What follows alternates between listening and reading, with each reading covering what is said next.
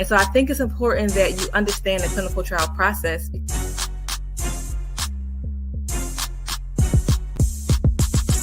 I'm not saying the pill is bad. I just want you to think about how to make health decisions for yourself.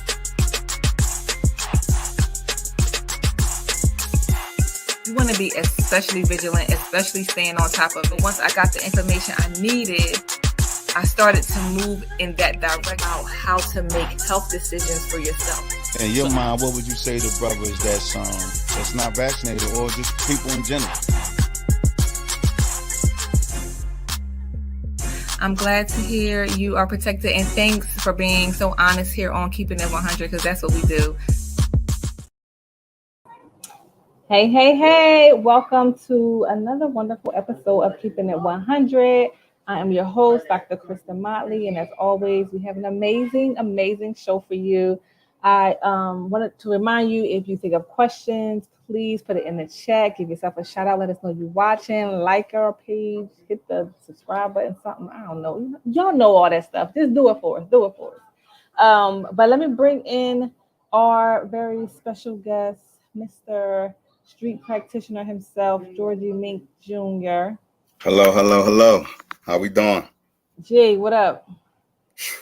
It's hot out there, Doc.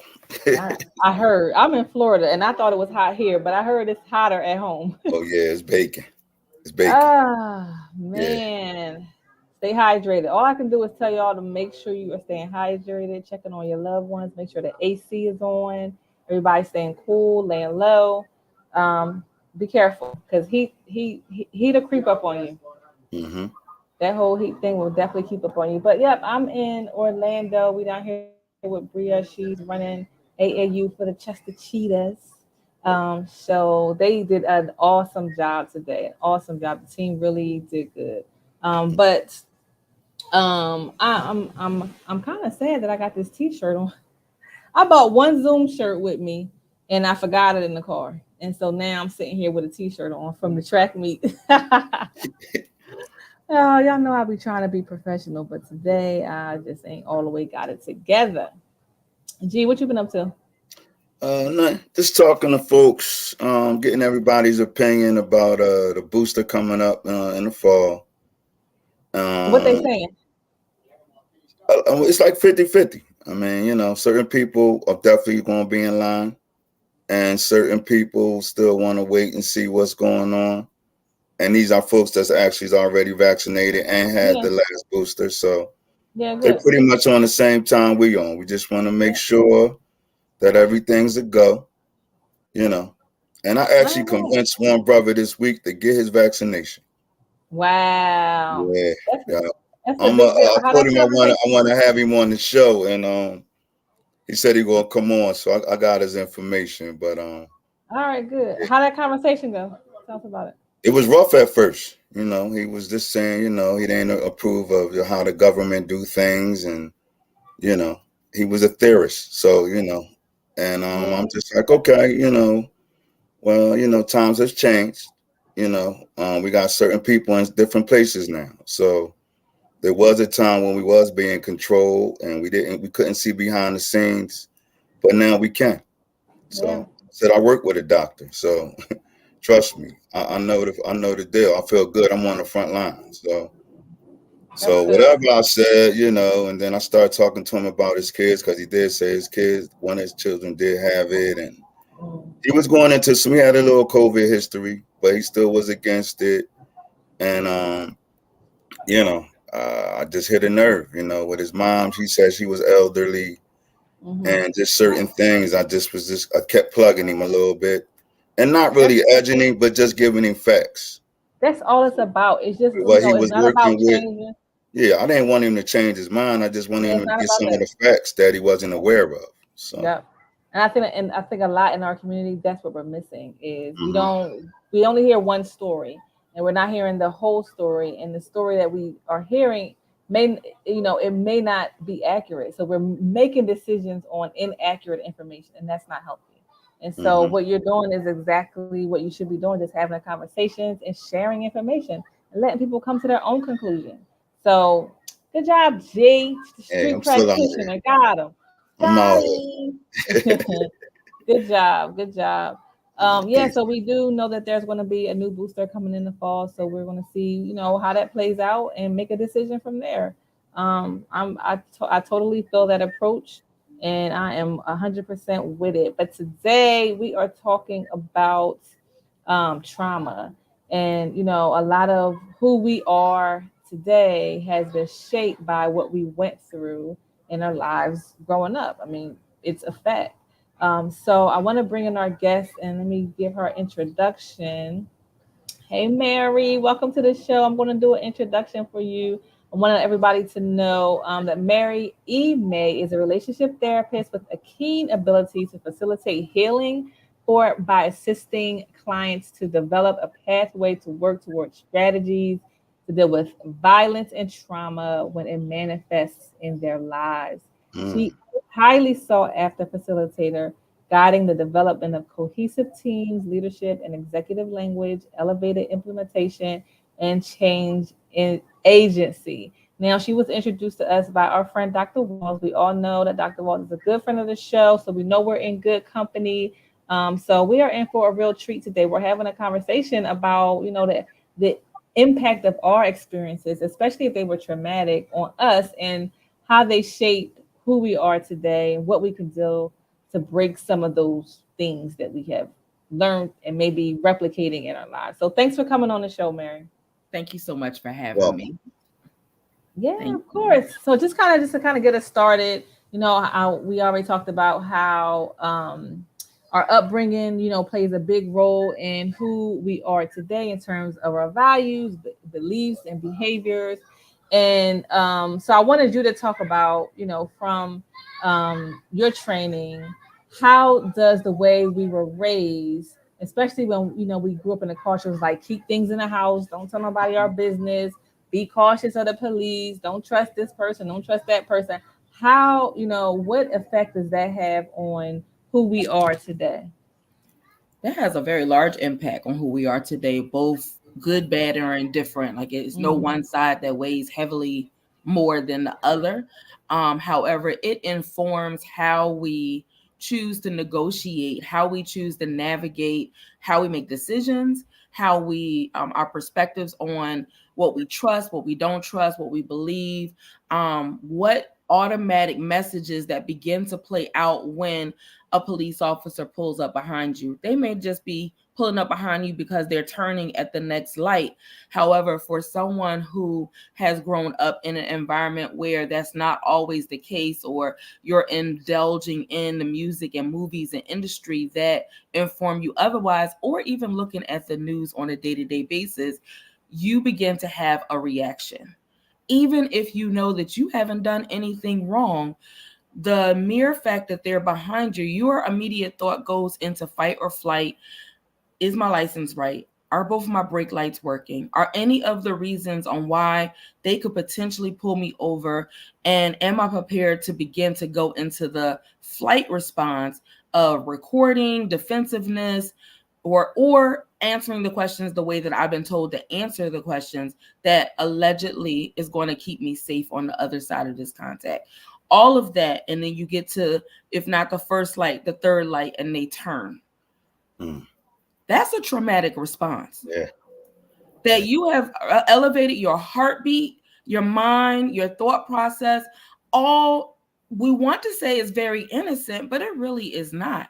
Because you may have just hung up from a family member who has had contact that was with the police that was different. You may be driving in a zip code that you understand to have high frequency of pulling people who look like you over. You might have so many other preconceived experiences that inform how you react in that moment. That is a trauma response. So, trauma is not only just fire or financial disparities or food disparities, it's actually experiences and with the people who may have just different dispositions or positions in your life. It could be your parent, your aunt, it could be the neighbor or the police officer. Wow. Wow. yeah, it hits true, and I think we all can resonate with that experience of a police pulling up behind you and you wondering, do I got all my stuff together? Am I, Mhm. am I going to be a victim today. So that is definitely real. I Mhm. wanted to also ask about are there patterns, like are there keys or cues that we can look out for, especially in our partners, that may tell us that this person may have experienced something and that they may need to deal with it? Is there anything that we can look out for in terms of having a partner that had a traumatic childhood that may be impacting our relationship and that we need to be looking out for? So that's a very loaded question, Dr. I Kristin. know it's a lot. It's a lot. Because I don't want people to walk away from this particular question and or my response and thinking that they're going to go analyze every little situation. Yeah, yeah, To be yeah. like, oh, It's you true. sitting to the left Right. this today. No, you wasn't sitting to the left before. You need to go back to the right. Yeah, yeah, exactly. So I'm, and I'm saying it using comedy or whatever, but this is really real when it Serious. comes to culturally on how we react to different situations. So the signs, first you have to know what your own trauma is. Mm. Mm. And oftentimes we put the blindfold on what our own experiences to trauma or our own experiences in a relationship is, because we want to forget that it happened. We want Mm. to overcompensate that it's not real or that you're positioning yourself to do better. And all of those things may be accurate, but we never look in the mirror first before we begin projecting out. So we often project out, we often think of the negative first and think of, oh, it must be the other person's fault and I have no accountability to it. If they have characteristics about who they are as an individual and you have been attracted to them for a period of time, then it's also important to understand and understand, why are you attracted to this particular personality type? Who is it that this person reminds you of that either took care of you, spoke to you in an inappropriate way, that now you are magnetized to that type of behavior? Again, personal and honest inventory helps you recognize where you fit into this puzzle. But often what we'll hear is, man, she tripping today. Or, girls, let me tell you about how this guy did this, that, and the third. Never saying how they contributed or even having an awareness, because that's not the cool conversation. Mm. So, yes, you can recognize the signs of inconsistencies, um, non-committal type situations, financial conversations that we don't have, being very spontaneous and not really planning things out, food that we enjoy that we shouldn't enjoy, or whatever the relationship is with that, how people vacillate on just the core basic needs of how we exist in this world. And if there is a shift or a change, or you can recognize a pattern, then that's an indicator that there's some trauma related to finances. How you gonna tell me how to spend my money? I work all day. I earned all of this. I should be able to go buy me an 85-inch. I don't even know if that's a real size TV. I should be able to go buy me this Mercedes Benz because I work hard every day. And it's not that you shouldn't be able to. Is it responsible? Are Right. you looking at the long-term game, or are you looking at the shiny object? When you are spontaneous and not willing to have that dialogue that not says what you have permission to do, what you don't, but that interrogative dialogue that you look at the impact of your decision, then you can now say, is this a trauma response or is it not? Am I being realistic, or am I being overzealous because I'm entitled to? I'm having a tantrum at 35 because my paycheck says I'm eligible for this, but you telling me I can't because you sound just like my parent, or when my family was unable to provide a name brand car or a name brand TV or this fancy vacation. I have the means to provide that. But if you're not looking at the full picture, you can go on that vacation, but will you have your house when you come back? Will you have food to put on the table when you come back? Will the children, family, what other responsibilities, are you looking at the full picture? And we often don't look at somebody challenging us or having that conversation around our decisions as supporting us. We look at they're trying to limit us, so they're coming at us or they're hating. Mm. Yeah. Well, is it a such thing as generational trauma?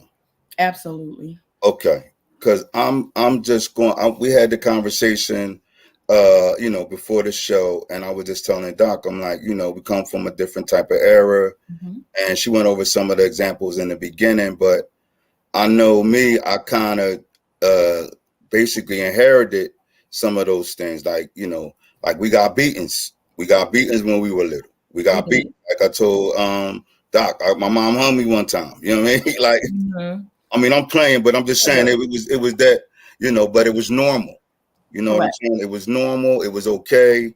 That's how everybody was being disciplined. Okay. So now we're in an era where you can't touch your kids. It's a crime to actually hit your children or Mm-hmm. whatever the case may be. So I'm a parent that came up and like in the 80s and late 70s. Mm-hmm. So like it's like that was passed on to me, to my children, but now it's like a hope. Mm-hmm. So was I being traumatized at that point, or was it just the times? Because it's like a fine line with me with trauma and just dealing with the times. So And I understand that because I get this question all the time. I'm sorry, did I cut you off? no. It was good. It was a good cut. We had this conversation all the time, but I would like to ask permission on how deep you want to go into really responding and peeling this question back, because our parents learn from their experiences, but the embeddedness of us beating each other or beating for correcting the behavior goes all the way back to enslavement.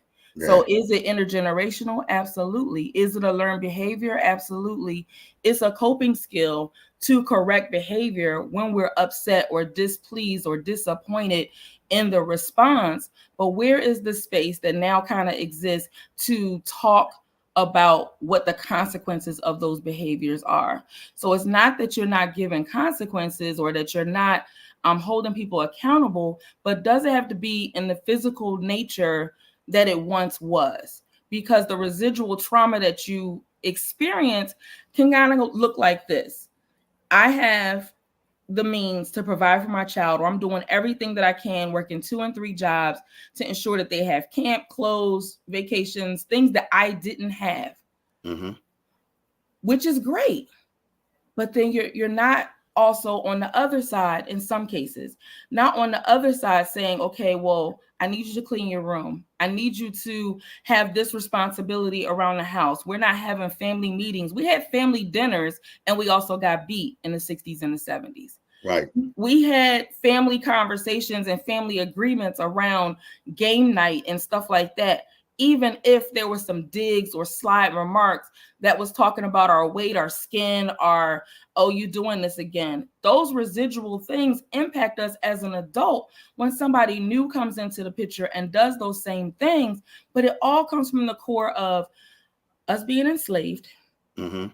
us being disappointed and embarrassed, and we're trying to correct a behavior.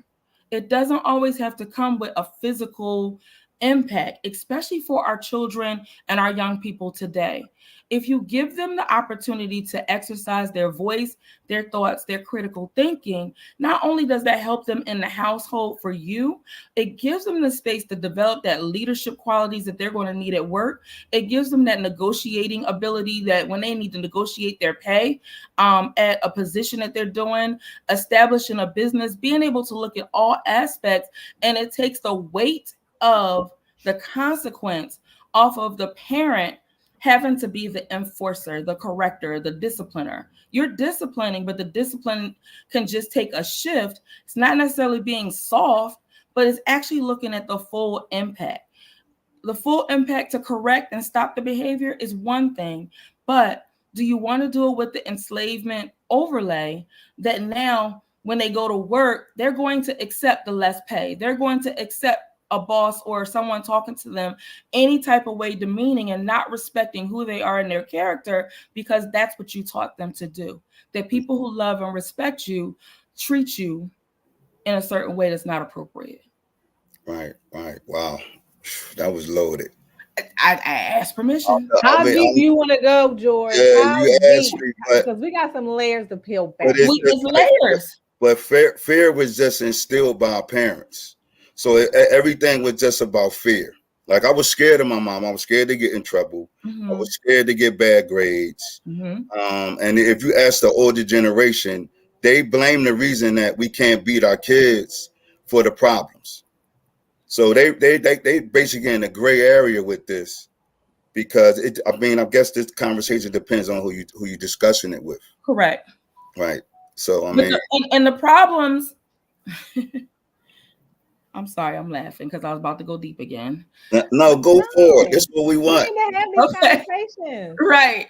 When we go deep, the core of the violence in the community, the core of the food disparities, the core of crime, the core of reason why people are flipping cars in 30 minutes so that they can sustain for their families is finances. If we didn't have the stress of trying to make ends meet with the very minimum, we've been doing that for generations. Right. So I'm only trying to strategize and figure out how it is that I can make the ends meet. So yes, if I get a call from the school in the middle of me trying to figure out PGW, PICO, our roof over our head, I am livid. I'm really feeling like I need to come up there with every weapon in the living room and really give it to you. I am. Because you know what the stress is at home. At least I believe you know. I haven't included you in the conversation, but you are vicariously experiencing what the stress is in the house because we couldn't have pizza today. We had to have oodles and noodles. You wanted to go to Olive Garden, Red Lobster, or whatever. I'm not trying to, solicit none of these restaurants because they're not paying for sponsorship, but forgive me. But like, you want all of these different things and you know that we can't go or do, but yet you're adding to the problem. So now I need to discipline you because I have access to you. I don't have access to go to PGW and blow them up because they trying to talk about whatever number is on my bill, or the landlord or the mortgage company because they won't make an arrangement with me for the 5,000th time because financially I am strapped. The core is finances. And there's so many systems of oppression that make money off of us melanated individuals having financial disparities. Everything is in a 90-day period for a reason. So if you are going in front of the court system, child support, whatever, your date is always 90 days. Why is that? The reason is because at the core base, if you get incarcerated, the fee is $9,000 per day at the low level of charges that you get charged. You don't get charged. It's a per diem that they earn for you being locked up for 90 days. They bank on the systems not connecting and not linking and not helping you to move forward or your inability to follow through so that when you come back to the in front of whomever, it's going to be another 90 days. And the cycle continues to perpetuate. If at the per diem rate of $9,000 per day for 90 days, it's a lot of people getting paid from that. And it's also a lot of families being broken because of this person in survival mode, trying to make financial decisions were not necessarily the best decisions, but it was financial decisions that keep them stable, is now broken. Now it's broken in so many different levels. It's all finances. I never knew that about those numbers and those figures. I mean, I knew they was making money off of us being incarcerated, but I didn't know about and that's the timeline and that amount. Wow. You'll now pay attention to when is the court date. It's never 30 days, 45 days. It's always. They need to let them sit in there. They need to sit in there for 9 days so I can get all my money out of it. And then we can talk about it. And it's a quota, which is trauma too. It's a quota. That the judge has to have so many people that are locked up, so many people into rehab programs, so many people into parenting programs, so many people into these different things. Each thing is a break off in certain different ways. But again, it's always a 90-day review. Wow. 12 weeks is a long time and a short time all together to not get a lot done. Right. To make a lot of money. But it's a nice amount of time to make a lot of money. So that's crazy. That is absolutely well. Thanks for dropping that on us. Okay. Yes. Thank you for dropping that on us. I wanted to go back to my question that I had asked, and you had mentioned So that a I'm lot of sorry, times Dr. we don't Kristen, look. Mhm. before you go there, Yeah, Mr. George, did I answer the intergenerational with those examples and so forth? Definitely. okay. And what I kind of got out of it is basically the struggle is pretty much part of the generational curse as well. Like we passed Absolutely. that down to our kids. It was passed to us. We basically been fighting the struggle and trying to get past the struggle. And when So we like, wake up in struggle narrative, then that's what we manifest. But mm-hmm, if we wake up in survival mode and that we can do better and that this is not going to have like stand on our necks and hold us back, we're able to propel forward. right. So it's a Wow. mindset change. Yeah, good job. Thank you. It really is because I was at an event a few years ago, and I feel like it was Beverly Johnson or one of the other celebrities that make hair products that was getting honored in Philly, and she had talked about how us beating our kids came from slavery, and I never connected the two. So when I learned that, I stopped popping Bria because I used to pop her every now and then. I had to pop her, but when I learned that it came from slavery, I was like, you know what? I'm not hitting my child. No, I'm not perpetuating this thing. I'm done. So that was a big eye opener for me. So thanks for sharing that today. Mm-hmm. And another, can I share one other layer to that too? Please. So a layer to that would be connected to, people say, well, why is the mom downplaying the son? Like the son or the daughter may have wonderful qualities, but why are they saying, which is another trauma thing, why are they saying that their child is not good at anything? Or why are they saying that, you're someone else that doesn't look like us, maybe saying, well, your son has these great qualities, athletic, whatever. And she says, yeah, well, no, not really. Your son is better. That also comes from the enslavement mindset. Because if you see my child with all of these wonderful accolades, then you're about to find out how much you can get to sell my child and break up my family. So I have to minimize and say he's less than or she's less than to try to keep my family together. We perpetuate that. And even in our intimate relationships with each other, end up downgrading our partners by saying certain things, but not realizing that it's embedded in the messaging that's been poured into us time and time again, that's repeating those trauma narratives that we've learned. And not until we determine that they exist, that we can really say, okay, let's break the narrative and let's do something different. Does that look like therapy? Does that look like a workshop? Does that look like something else? How can I break that narrative? And yes, set myself apart, but still elevate the community or still elevate my sustainability, my finances, education, and everything else. Because you could do both and. Mm. Woof. Go ahead, Doc. She killing it. She is a new friend to the show. I'm about Right. to have Okay, you that's what's booked up. That's what's up. regularly. Yes, yes. Wow, that was good. And that kind of connects me to that question I wanted to ask about you saying that we need to look at ourselves before we point the finger to someone else. But I wanted because I was in marriage counseling, and of course the problem is him because I'm all good. Like, Why so not? can you tell Doc, let us know what you need him to do so he can get this marriage together and we can move on and live happy ever after. So what he ended up telling me was that I needed my own therapy because I needed to deal with my own issues. And I was like, me? What's wrong with Yeah. me? Right. So that came out there, but I'm wondering, everybody may not be willing to go to therapy or not at that point for therapy yet. So how does a person recognize, how do they look um, at themselves and determine that they may be a part of the problem? Like, where does that start? How do you start? Usually that you have to have been in an elevated space that somebody points that out to you, that you actually say, okay, maybe I do need to go talk to somebody. Okay. Because culturally, as you shared earlier in the conversation, we keep the stuff at home. We keep it to ourselves. We're going to work it out. We're going to pray ourselves through and we're going to work it out. But praying ourselves through, us working it out, whatever that is not really taking that interrogation to really say, okay, where do I start? I've done what I'm doing for however many years that you're living and breathing on this earth. You don't know how to undo that without the support of therapy, coaching, or something outside of you. But you have to realize that if you go to address A and you experience it. You go to address B, and address could be person, place, or work. And you go to address C, and you keep going down the alphabet, and you having the same or similar situation. What's the common denominator out of all of those steps? Yeah. Yeah. Nobody's coming after you. You coming after yourself. You got the boxing gloves on against the image in the mirror. And it might take a whole bunch of work.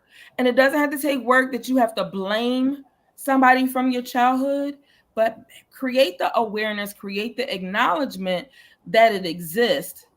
Understand the themes of how you have shown yourself in the experience of A, B, and C, and then begin to position yourself and get whatever support it is that you need that's going to help you, move forward. Wow. That's good. So do you feel like people should just be in therapy? I mean, I'm a big proponent that everyone needs a therapist and God. So because I don't they think both that work together. Yeah, God and therapy, they could be partners. Some people like you can have one, but you can't have the other. No, they work well together. They do. But I didn't let you finish. Where do you suggest people go? Oh, no. So where do you suggest people go if they're considering a therapist, if they're considering therapy? Where's a good starting place? So post 2020, there are so many resources out here for someone to find therapy. When I say resources, I mean like opportunities. Is Black Therapists Rock, or Black Girls Thrive, Black Men Heal. So many different resources that someone can go and vet using having therapy. I think that you have to know what the outcomes are that you want out of the therapeutic process. And if it's therapy or coaching, you need to have some idea of what the outcomes are, and to ensure that the person that you have selected to be your therapist is going to really keep track and hold you accountable to that growth. You don't want a person that's just excited that you're going to keep coming every week and investing, but not making the next step choices that you need to make. And oftentimes we want to use our insurance or not pay out of pocket, but we invest in the things that's important to us. And sometimes it is better.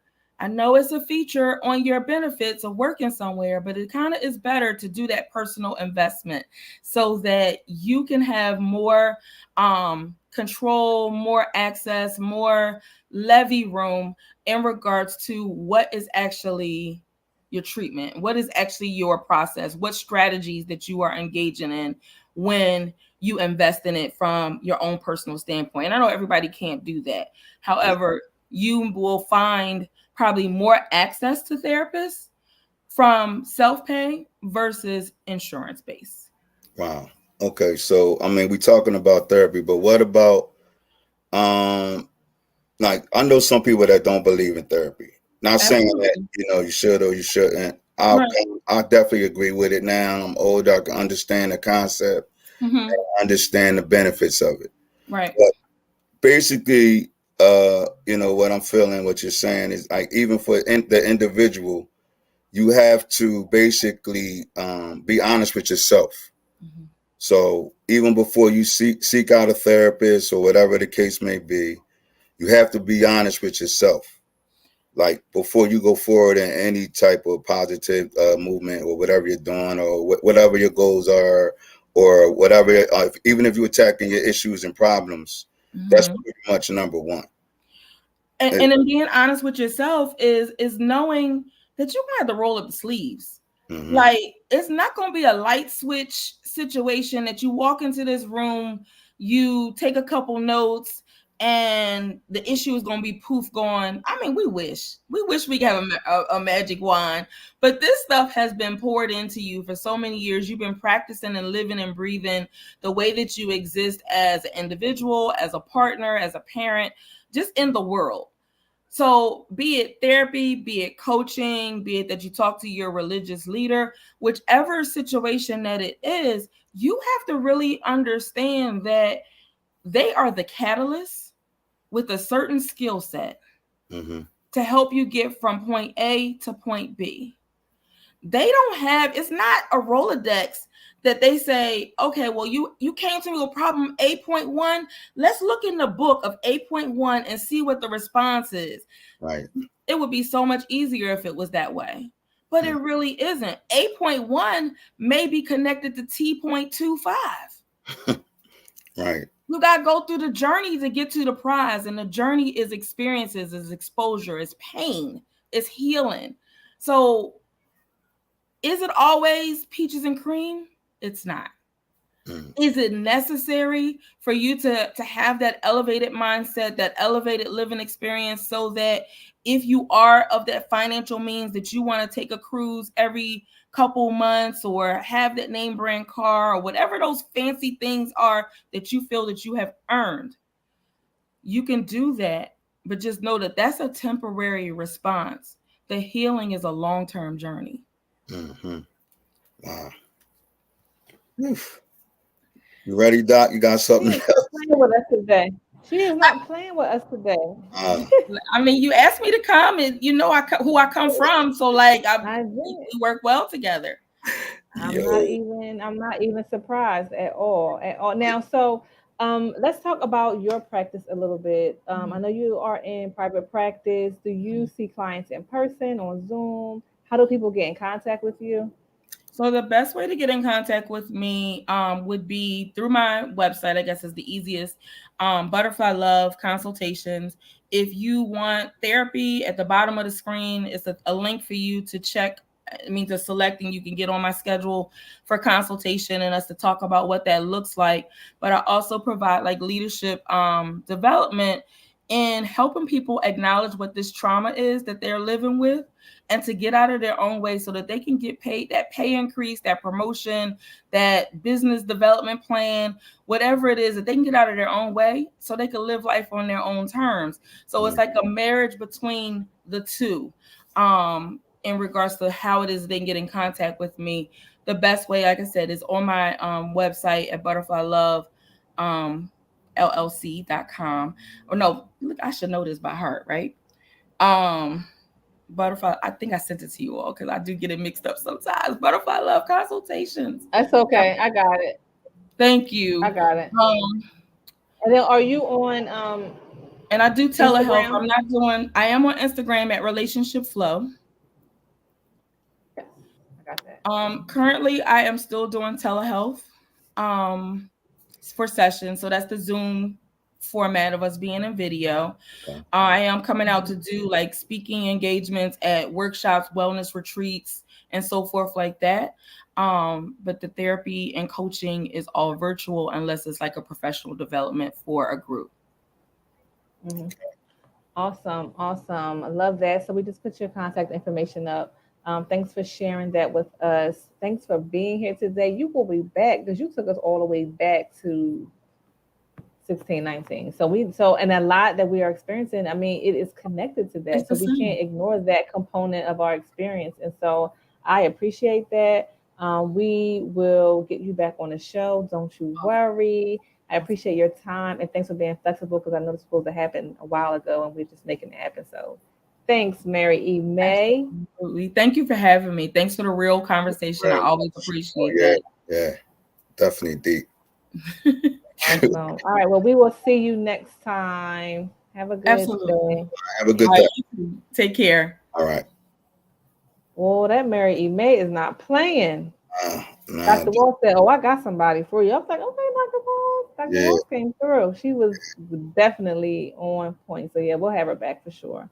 But we do want to make a quick announcement. We are going to end season. This is I mean, I'm calling it season 1, but we have like 67. This is our 67th episode. And my friend that does podcasts said that podcast seasons are like 9 to 12 episodes. So we went 67 straight shows. So we're going to take a break. We're going to take a break for the rest of the summer, come back in September, right after Labor Day. So we will sign off, revamp, come back for season 2.0 and make it great. Yeah. Let's go. Let's do it. All right, everybody. Thanks for checking out the show. Y'all have a good night. All right, Doc. All right, everybody. Have a good one. I'm glad to hear you are protected, and thanks for being so honest here on Keeping It 100, because that's what we do.